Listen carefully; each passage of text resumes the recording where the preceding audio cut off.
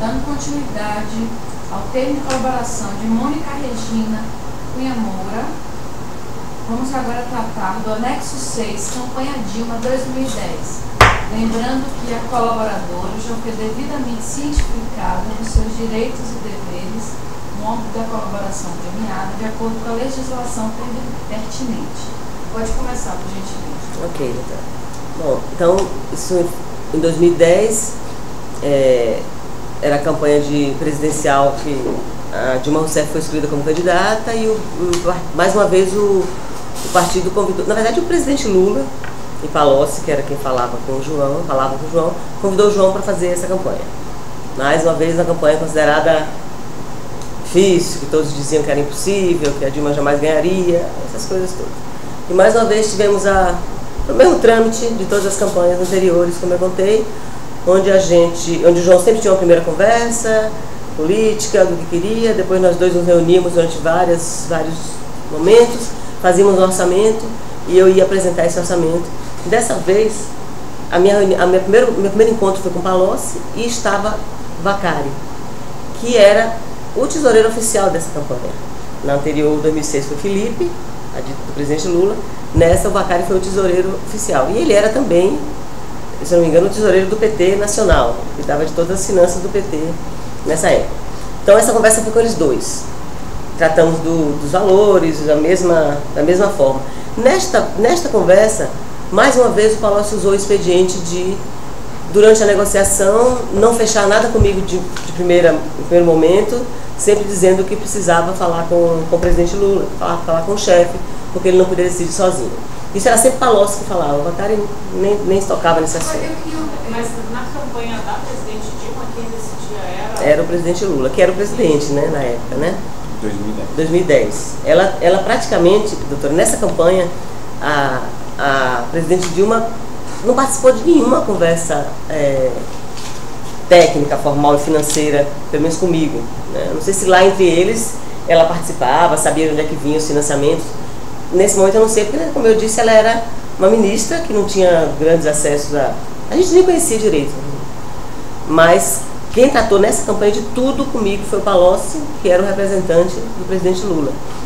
Nós acertamos os valores e, mais uma vez, os valores tinham que ser uma parte por dentro e uma parte por fora.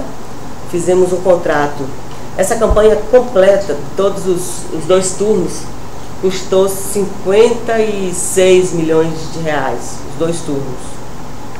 56, né? Eu tenho esses números todos aqui, mas eu vou falando e se tiver alguma coisa que eu vou verificando, porque a memória é...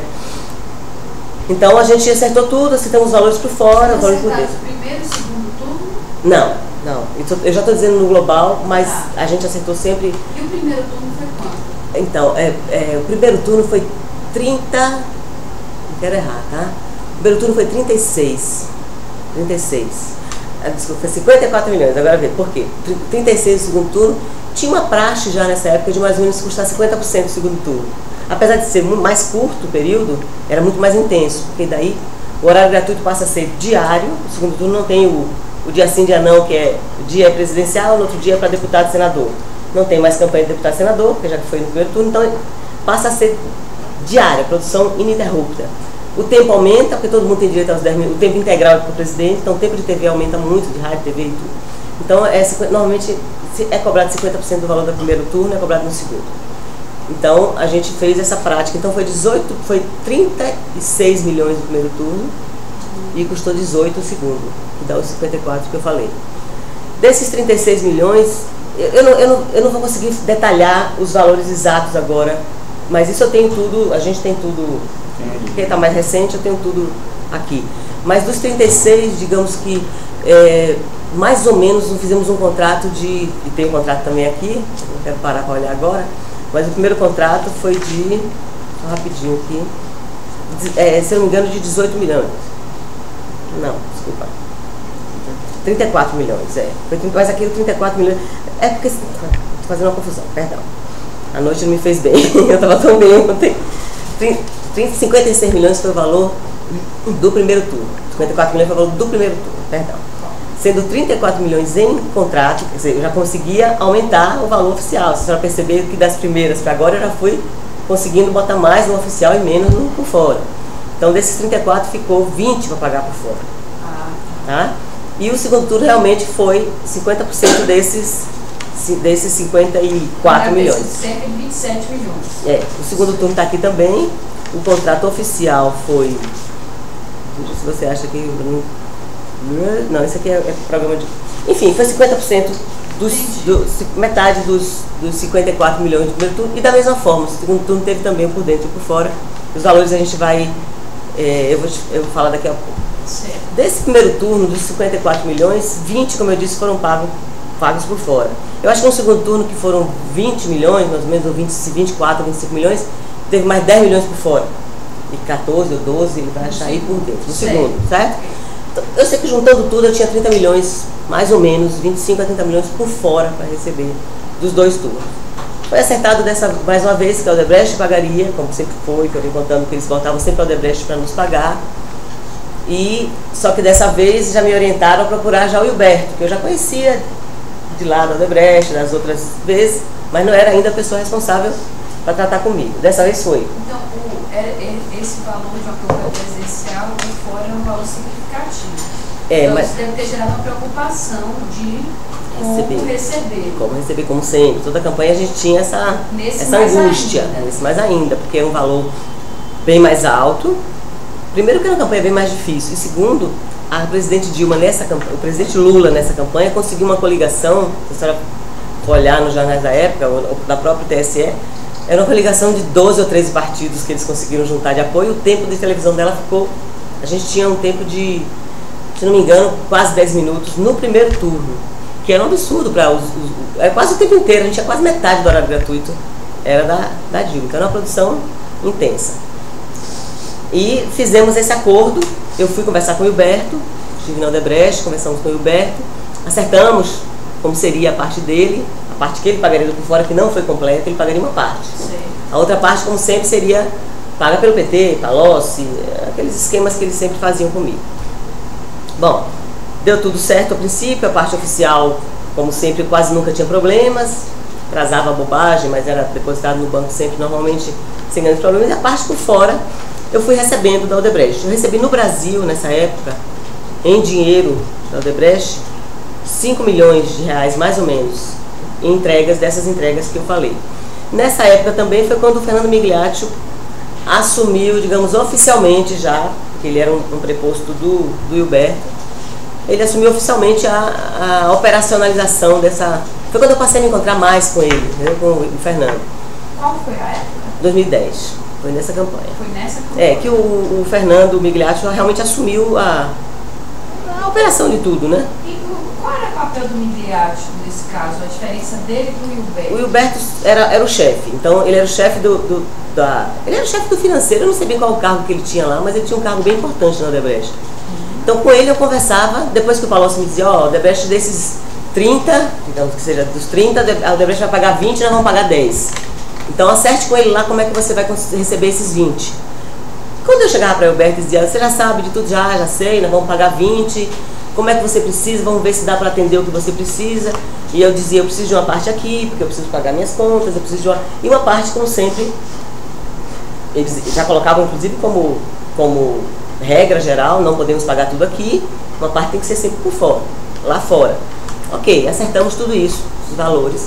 Eu efetivamente recebi pela Odebrecht esses 5 milhões, talvez tenha sido mais um pouco, menos um pouco, mas eu estou falando numa média de valores. E essa parte em espécie da Odebrecht? Em espécie. Quem acertava era o Fernando Migliaccio. Aí era isso que eu não terminei. Tá. Porque o Hilberto só chegava para me dizer, ó, já acertei, já sei, o italiano já me disse quanto é. Vamos fazer isso, como é que você quer? Aí eu falava, eu preciso de tanto aqui e tanto lá. Ok, então faz o seguinte, você vai conversar com o Fernando, e o Fernando ele só cumpria as ordens do Hilberto. Quer dizer, o Hilberto disse, acerte com a Mônica aí, porque ela já disse comigo que precisa de 5 milhões aqui no Brasil. Veja com ela como é que você vai fazer isso. Então ele comigo, ele fazia o quê? Ele fazia um calendáriozinho. Nós estamos em junho, aí ele botava lá o calendário dele. De cada mês, quantas vezes ele ia conseguir me dar em dinheiro, quanto. Era ele que me passava as senhas. Ele era um operador, assim, digamos, do dia a dia. O Hilberto era o chefe, ele só fazia cumprir as ordens do que o Hilberto tinha mandado ele fazer. Então, Onde é que esse dinheiro era entregue? Em flats, em hotéis, em São Paulo, mais uma vez. Mais uma vez eu estava trabalhando em Brasília, em 2010, e mais uma vez eu ia para São Paulo para receber dinheiro. Flat? Aí dessa vez eram 2 flats basicamente que eu usava. Basicamente, Você alugou esses 2 flats? Eram hotéis, na verdade. Eu chamo de flat porque é o flat Lavieiro, eles chamam de flat Lavieiro, mas é hotel. Sistema de hotel, diária mesmo. Eu ia, passava 1, 2, 3 dias e voltava. Diária. Aí tinha o Slavieiro, que fica nos Jardins. Os 2 existem até hoje, são flats bem conhecidos. E isso certamente tem registro, porque não tem tanto tempo assim. Certo. O outro era o flat chamado Parque Plaza, que fica na Alameda Lorena, também nos Jardins. Certo. Os 2 são muito próximos, um fica na Campinas, outro fica na Lorena. Como é que funcionava? Você marcava... Eu passava para Fernando o endereço daquele dia, por exemplo, eu vou te pagar no dia tal, tanto. Eu marcava com ele, os flats, aqui. Aí teve o Meliá também. Tem as notas fiscais dos flats aqui. Claro que às vezes... Em 2010 a gente já conseguiu.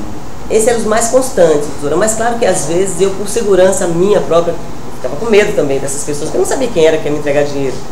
E eu não queria fixar muito num só lugar. Às vezes eu mudava assim, tinha uma semana que eu dizia, não vou para nenhum dos 2, eu vou para outro. Aí eu ia pro, tem uma aqui que eu acabei de ver uma nota aqui do Meliá. Meliá Jardins também, tudo fica ali por perto. Aí eu ia pro Meliá. Como é que funcionava? Eu estava com o Fernando, dizia, essa semana, esse mês você vai me pagar o quê? 2 vezes. Ok, 2 vezes. Que dia? Eu pago dia 15 e dia 30. Me passa o endereço, ele dizia. Aí eu passava o endereço para ele, já no dia eu ia ficar. Escolhia, vou ficar nesse endereço aqui. Aí então tá, então dia 15 de janeiro vai uma pessoa te procurar nesse endereço. Tem hora não, você tem que ficar lá, eu ficava o dia inteiro esperando, o dia inteiro no flat. Não tinha uma hora marcada, então, né? Então você ia, por exemplo, chegava lá de manhã e ficava trabalhando no computador esperando. E ele me dava uma senha, sempre era assim. Eu passava o endereço e ele me passava uma senha. E você já combinava com os fornecedores? Com os fornecedores para receber logo depois, na sequência. Eles iam lá no hotel também? Eles iam lá no hotel também. Às vezes eu ia em algum lugar levar dinheiro para fornecedor para pagar. Eu ia levava o dinheiro. Às vezes eles iam, alguém ia pegar comigo. Você pagava em dinheiro também? Muita coisa em dinheiro, muita coisa. Porque esse dinheiro que eu pedia para receber no Brasil era basicamente para pagar contas. Não era para eu ficar com esse dinheiro, entendeu? Porque esse dinheiro então, eu queria botar no banco, né? Os fornecedores não lhe davam nota fiscal também, contrato, recibo, nada. Mas com todos eles, eu tinha uma parte por dentro, a parte por fora também. Porque como eu estava trabalhando, por exemplo, eu trabalhando durante 4, 5 meses eu aluguei todo o equipamento de luz de cinema, muito pesado, da Movie Center. É uma empresa que trabalhava muito comigo em São Paulo. Então, assim, era muito visível que eu estava lá com o equipamento da Movie Center fazendo uma campanha presidencial por 6 meses, 4 meses, 5 meses. Todo mundo conhece isso. Eu não podia não ter nada, nenhum vínculo com essa empresa. Era estranho, podia dar algum problema. Então eu sempre fazia, quanto é que vai custar?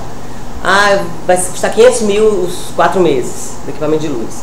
Aí eu, tá bom, então eu te pago, sei lá, 300 por fora e 200 por dentro. Tudo bem? Tudo bem. Então ele me emitia nota de 200, falando valores fictícios.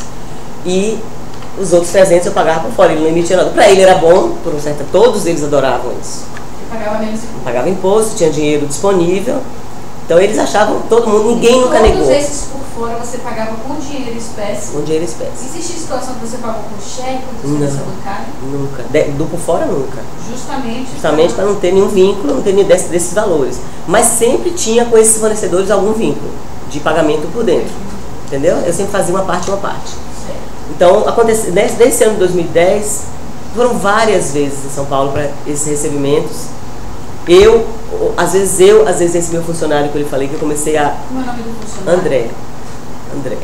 Ele às vezes ia para receber para mim, que foi a única pessoa que eu coloquei, depois de alguns anos fazendo isso sozinha, eu coloquei ele para fazer comigo, eu já tinha muita confiança nele.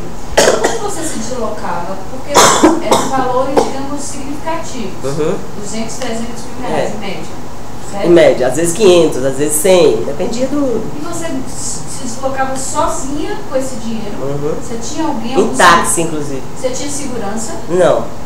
Porque eu raciocinava que quanto menos aparato eu tivesse de segurança ou de coisa que chamasse a atenção, era mais seguro para mim. Nem motorista você tinha? Às vezes eu tinha, às vezes não tinha. Às vezes eu alugava um carro porque em São Paulo, um carro com motorista. Você tem algum motorista que ele consiga, que conheça, que você contratou o serviço dele por algum período? Em São Paulo, nessa época, não. Porque eu tinha em Brasília, né? Porque eu trabalhava em Brasília. Eu tinha motorista fixo em Brasília. Mas a Aldebrecht nunca aceitava me pagar em outro lugar. Acho que por questão de segurança deles.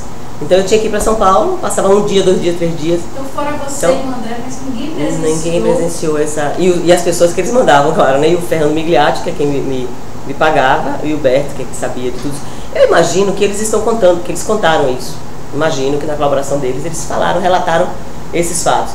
E eles não têm por que relatar de forma diferente, porque é exatamente o que aconteceu.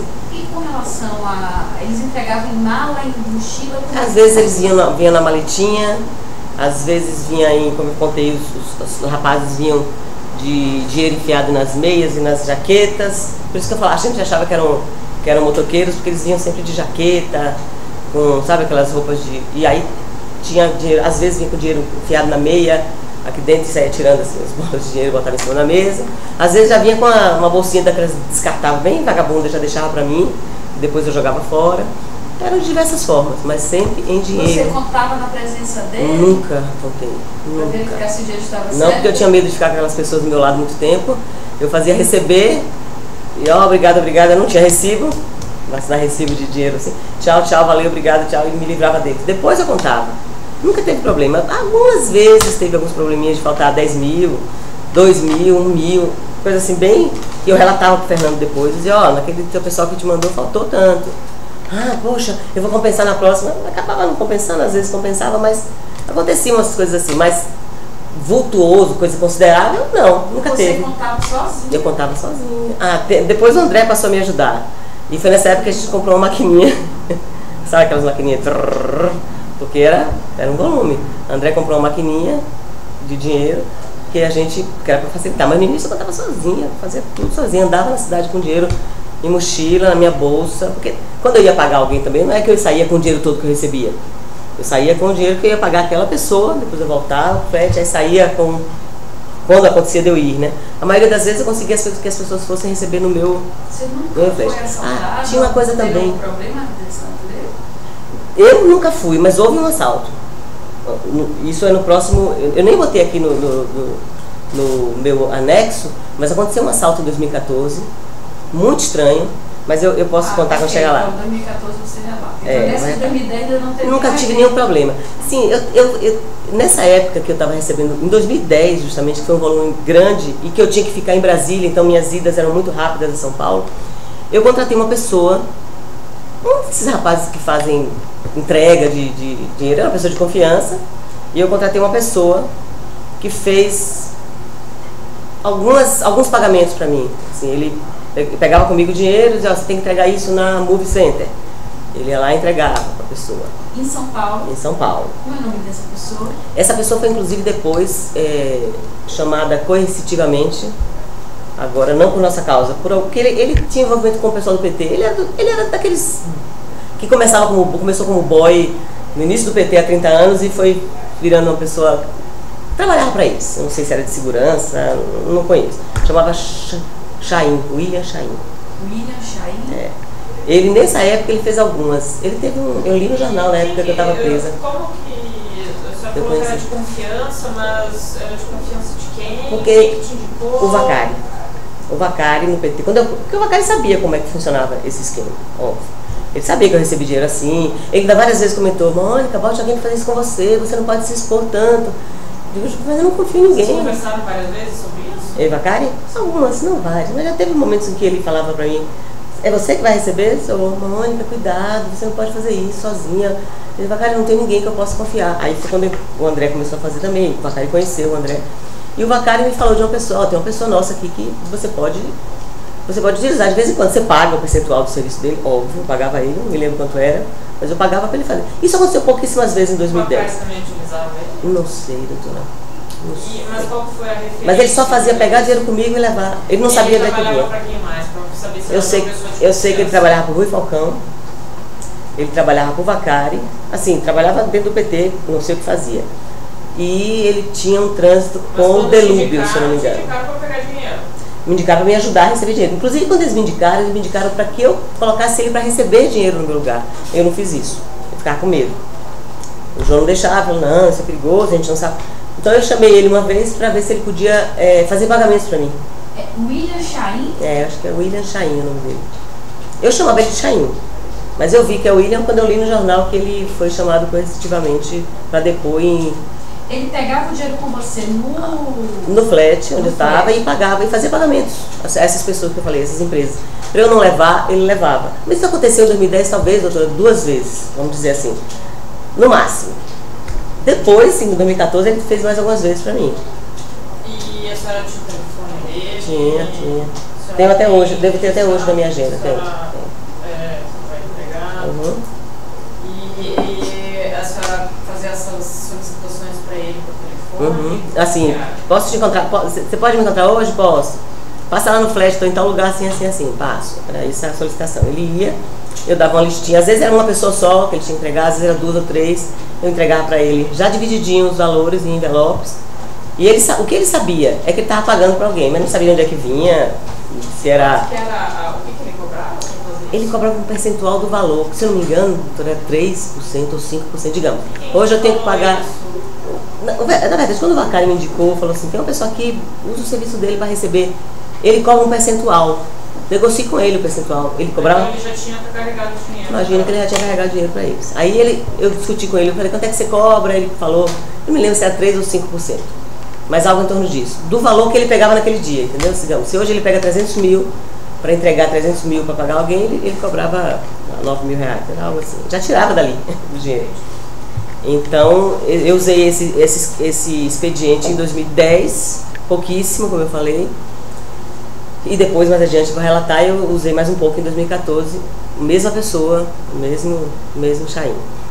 Então, foi assim, depois disso, a campanha foi acontecendo e, assim, nessa época, a Odebrecht ela pagou 5 milhões em dinheiro nesse esquema de receber ao longo dos meses. E nós eu combinei com o Roberto que 10 milhões de reais iriam para a conta da Shelby. Como eu contei, o Pedro Novis nunca tinha me pedido nenhum tipo de documento, nenhum tipo de contrato, nada, para mandar. E o meu banco na Suíça também nunca pediu nada. Só que dessa vez o Huberto disse que para fazer essas transferências, que a gente teria que ter um contrato, porque o banco dele, isso que ele me disse na época, o nosso banco lá fora está exigindo contratos, porque o valor é alto e eu preciso fazer um contrato. Eu falei, mas Huberto, eu não posso fazer contrato pela Shelby, eu não sou dono, eu não assino pela Shelby oficialmente. E aí ele me disse exatamente assim, não se preocupe, isso é um contrato entre nós, que é para eu mandar para o meu banco, eu não sabia onde era o banco dele, nem o que é, porque eles estão exigindo algum documento para fazer as transferências, não era só a minha, eu imagino. Foi aí que surgiu aquele contrato da Kleinfeld, que foi ele que me entregou o contrato assim, em inglês, eu não falo inglês, não leio em inglês. Como vocês fizeram esse contrato, em que ano?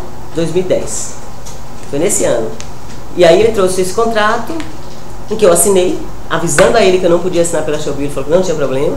Eu assinei esse contrato e ficou com ele. E eu fiquei com a cópia do contrato. O João Santana não poderia assinar? Porque o João não se envolvia em nada em relação a pagamentos e a recebimentos. Nada.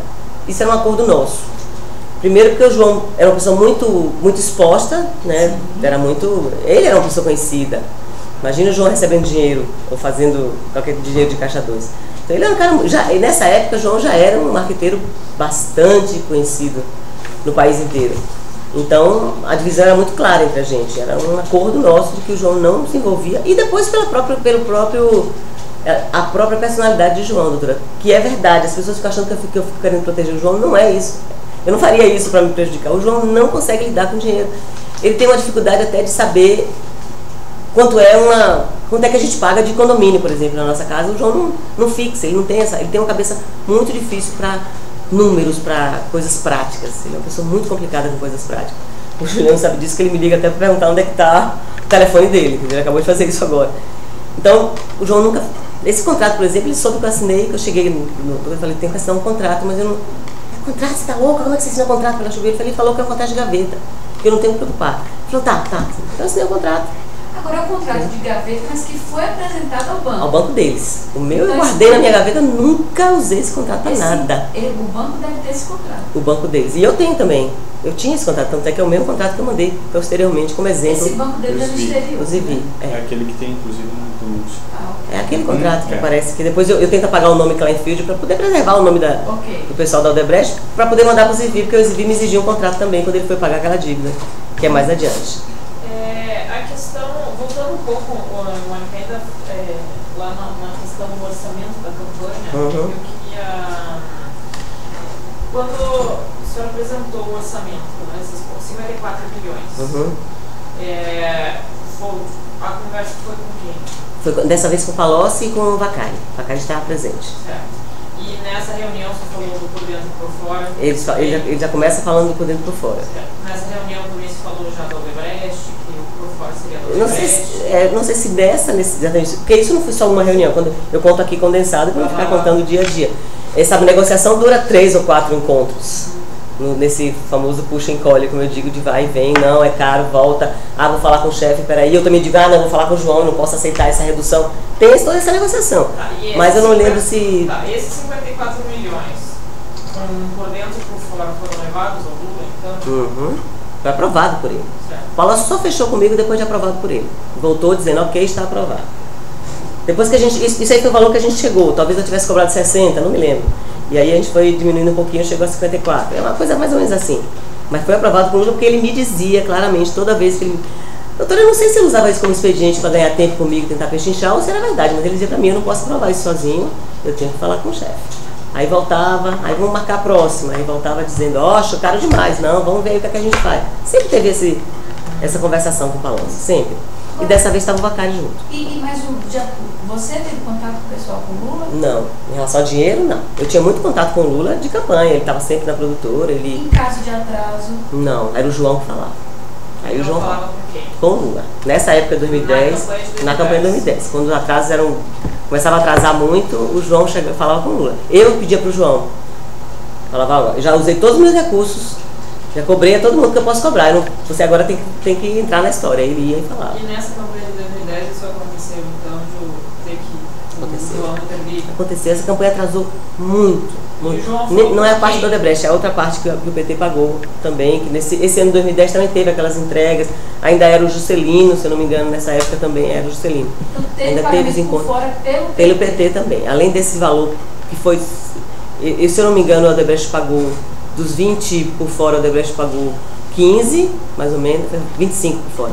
E o PT pagou 10, digamos, eu não sei o valor. Pagou não.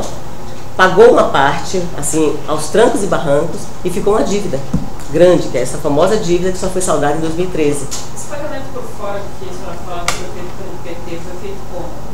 Em dinheiro, o Juscelino, entregando aquelas mesmas... aqueles... E quando era feita essa entrega, como que era o contato? Era direto com o Juscelino? Era direto com o Juscelino. A parte que o PT... Dessa vez eu acho que eu recebi pelo Juscelino um pouquinho e o Vacari também, lá no PT. Em 2010 eu recebi dinheiro do Vacari, dentro lá na sede do PT Nacional, em São Paulo. Eu fui várias vezes lá e eu recebi também do Vacari, em dinheiro, a parte. Mas mesmo assim ficou uma dívida, que é essa dívida que criou-se um enorme problema para a gente receber, porque Palocci logo depois saiu, e foi quando ele saiu muito desgastado, ele quase que ficou recluso, e eu cobrava dele, essa famosa história que eu vou contar depois, inclusive. Sim, já é agora, né? Dessa campanha ainda de 2010, né? Então, o que a senhora falou, então esses pagamentos em espécie pelo PT, ou seja, o Juscelino, uma parte, e o Vacari. Essas entregas do Juscelino contou com quem, onde? Naquele já não tinha mais nenhum flat, não tinha nada disso, e ele não gostava de ir em hotel, ele nunca aceitou isso, e ele ir no meu hotel onde eu tivesse, era no famoso, na casinha de chá, lá na T-Milk, em Guatemi, São Paulo. Essas entregas feitas pelo Juscelino foram em que período? Durante digamos que de junho a outubro, junho, julho a outubro, 2010. 2010. Certo. Não foi muita coisa, eu lembro que o Juscelino não pagou muita coisa nessa campanha. O Vacari, porque a parte do PT ficou uma dívida muito grande, a parte por fora do PT. O Juscelino pagou uma partezinha, o Vacari pagou outra parte e ficou essa dívida de 10 milhões. Tá. E, bom, aí a senhora começou a fazer referência de que houve momentos em que o João teve que intervir. Como que foi essa interferência do João? Eu pedi a ele quando eu esgotava minhas tentativas com o Palocci ou com o Vacari, que eram os meus interlocutores até onde eu chegava, né? E aí eu falava com o João, tá difícil, eu não consigo receber, tá faltando tanto, eu tenho que pagar. E aí eu entrava em desespero, pedia a ele, ele ia, Nessa campanha específica, conversava com o presidente Lula. Foi? Hã? Nessa campanha específica, quando faltou, ele foi falar Foi falar com o Lula, foi. Isso não foi uma vez só, aconteceu umas 2 ou 3 vezes que ele teve que falar com o Lula. E depois que ele falava com o Lula, vinha para o Aí as coisas começavam a andar de novo um pouquinho. Mesmo assim, essa campanha foi bem difícil de receber, bem difícil. Eu lembro que depois, mesmo depois da campanha, como ficou essa dívida, e que eu ficava de um lado para o outro para receber e todo mundo me enrolava, eu falei com o Palocci que, não, conversa com o Vacari, eu estou nessa situação agora, eu quero ficar longe de tudo. Quando ele se afastou por conta do segundo escândalo da vida dele, eu falava com o Vacari, não, eu vou resolver, pode deixar que eu vou resolver. Aí teve uma vez que eu pedi para o João falar com o Lula, já depois da campanha, em 2011 talvez, o João foi conversar com o Lula, foi aí que me mandaram. Aí o João falou assim, Lula mandou você falar com o Vacari, que tem alguma novidade para você. Eu fui falar com o Vacari e ele mandou eu procurar o Paulo Okamoto, dizendo que o Paulo ia resolver essa dívida. Mas por que Paulo Okamoto? Não tenho a menor ideia. E aí, a senhora foi procurar o Paulo várias Okamoto? vezes. O Paulo me enrolou durante uns 6 meses. E o que ele falava? Vou resolver. Não, eu vou resolver. Peraí que Paulo Okamoto nessa época queria, fez a proposta de pagar por alguma empresa, que ele não me disse qual era. Você aceita emitir uma nota para uma empresa e prestação de serviço, como se fosse prestação de serviço? Eu falei, não, isso o João não aceita. Aí, tá, então eu vou pensar como é que eu faço. Isso durou, sabe aquela coisa de, eu saí da Bahia para São Paulo, encontrar o Paulo, ele me dava chá de cadeira, ele me enrolava, ele mandava eu voltar no dia seguinte, e isso durou meses. Quando eu vi que o Paulo não resolvia, eu voltei para o Palocci. E esses contatos com o Paulo Okamoto ocorreram onde? Instituto Lula, sempre. Sempre. Durante o ano de 2012. Durante 2011. Durante o ano de 2012, a dívida continuava e nós começamos a fazer a campanha do Haddad, com esse acúmulo já, de uma dívida anterior de 2010. E nesse ano de 2012, o Paulo Okamoto foi algumas vezes na produtora falar comigo, ele ia com o Lula às vezes, o Lula ia muito lá. Ele já não era presidente, ele ia gravar para o Haddad, ele ia conversar sobre a campanha, a gente ficava muito lá, na nossa produtora, que eu digo, a que eu aluguei em São Paulo, para fazer a campanha do Haddad. Foi nesse ano, mais ou menos em final de 2012, eu já com dívida para todos os lados, o Vacari me chama e fala, eu vou conseguir resolver aquela sua dívida de 2010. Isso já estava, a campanha de Haddad rolando e também já com mais problemas financeiros. E aí ele me indicou o Zivi, que eu procurei no início de 2013, que eu não sabia quem era. Ele só falou, tem um colaborador nosso que vai pagar essa dívida. E eu fui e conversei com o Zivi. O Zivi me atendeu a primeira vez, foi uma conversa super rápida, ele já sabia do assunto, ele chamava de João, foi o João que mandou, tanto é que quando ele falava João, eu me atrapalhava um pouco, porque ele fazia, eu gosto muito do João. Será que ele está falando do meu marido? Mas era um Vacari, porque eu nunca vi ninguém chamar o Vacari de João, só ele. O João já falou pra mim que tem uma dívida com vocês, né, eu vou resolver. Só que aí o Zivi falou, olha, vão pagar lá fora, mas eu preciso de um contrato. Eu falei, ainda pedi a ele, falei, faça contrato que eu assino. Não tenho, veja aí alguma coisa. Foi quando eu tive a brilhante ideia de recorrer àquele contrato que estava guardado lá nas minhas coisas, e eu mandei para o Zivi. Eu fui entregar ao Zivi esse contrato, entreguei ao filho dele, porque ele não estava, no envelope. Mas E com um bilhetinho. Nome de... Aí eu risquei o nome da Kleinfeld, todos, deixava só o nome da Shelby, toda vez que citava, entre a Shelby e a Kleinfeld, não sei o que, não sei o que. Eu cortei o nome da Kleinfeld com aquela coisa preta, de um em um, mandei para ele e falei, a gente pode usar isso aqui como modelo.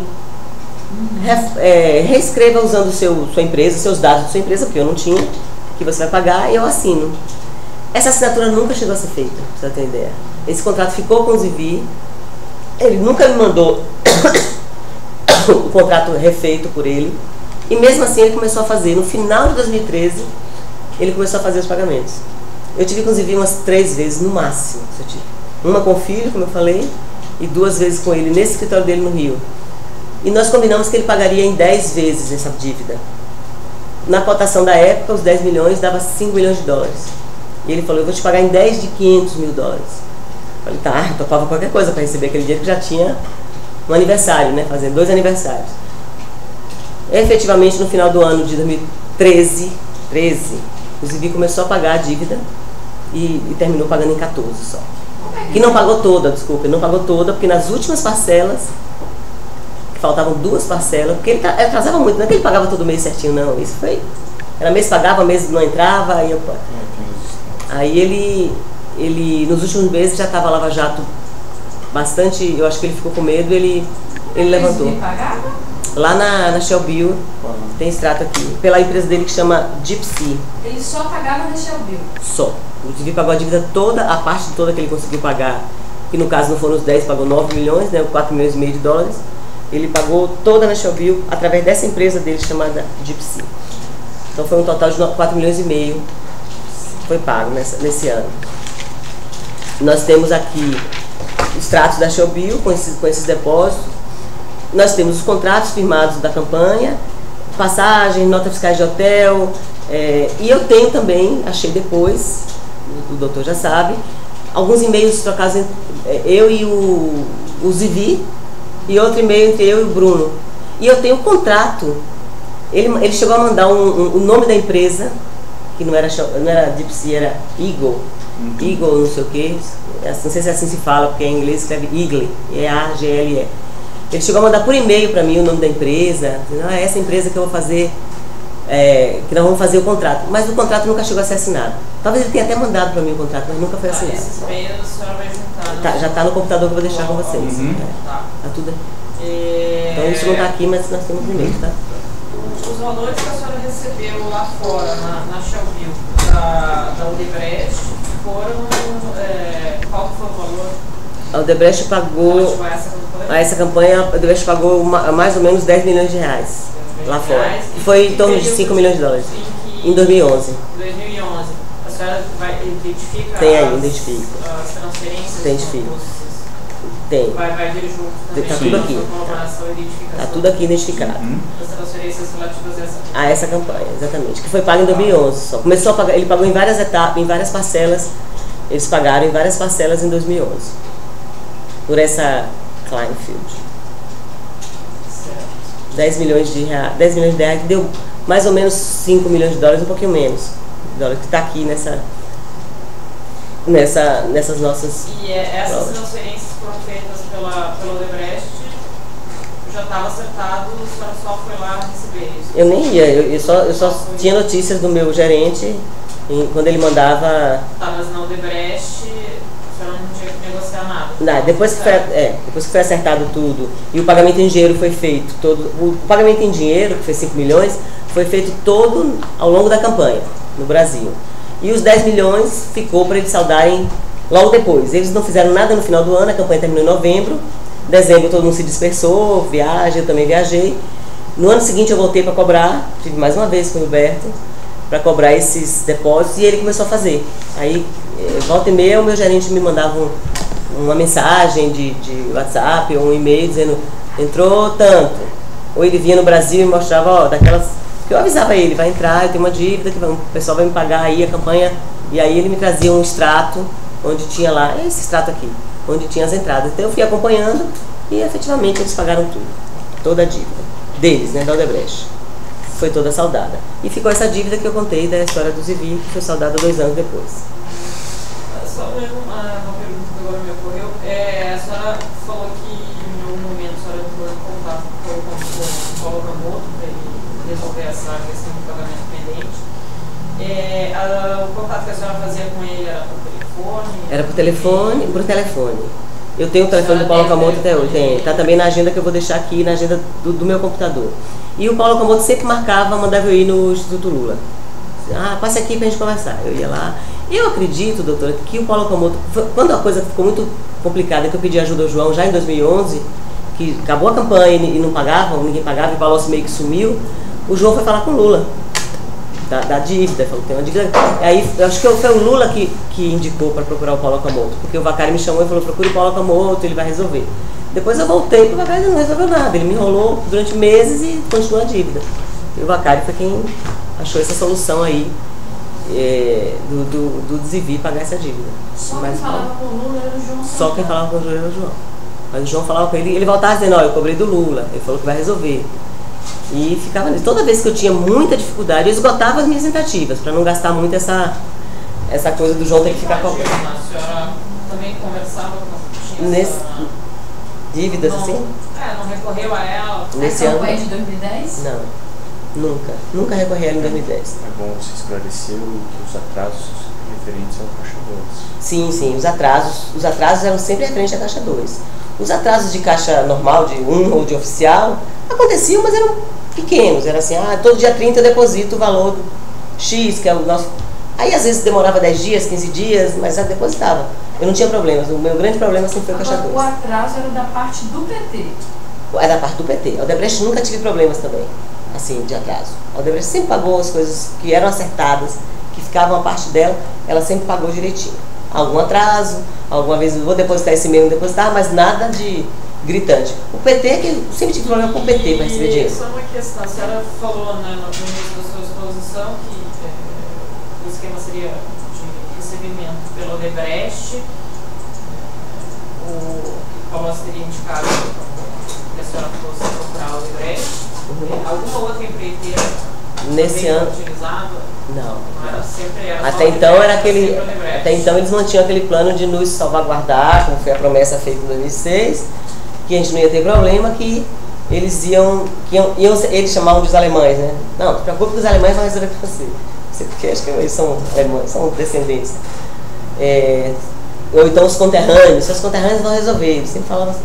Mas até então não tinha entrado ninguém na nossa rota de pagamento, só o Odebrecht. Foi aí que entrou o Zivi por conta dessa dívida. E eu acabei aceitando, porque eu já tinha esgotado todas as minhas possibilidades de receber esse dinheiro. Tá. Eu já estava... eu precisava que você de novo relatasse as provas que você tem nesse caso. Então, eu tenho, nesse caso, eu tenho os extratos da Shellbill, da conta na Suíça, todos esses, inclusive, tanto do pagamento do Zivi como dos pagamentos da Odebrecht. Eu tenho os contratos firmados, os contratos oficiais firmados. Eu tenho várias passagens para São Paulo, e é uma prova, porque eu não tinha trabalho em São Paulo esse ano, só tinha trabalho em Brasília. Eu ia para São Paulo frequentemente receber dinheiro. Eu tenho os hotéis, notas fiscais dos hotéis utilizados para receber esse dinheiro. Isso aqui não é daqui. Eu tenho, e aí não está aqui, mas eu tenho também os e-mails trocados com o Zivi e alguns e-mails trocados com o Bruno, filho do Zivi, tratando desse pagamento, dessa dívida. Então tá tudo isso está aqui no meu computador. Tem várias coisas no meu computador referente a esses pagamentos.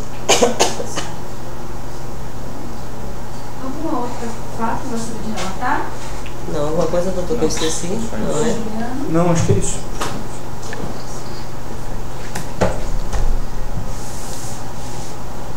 Estamos encerrando então.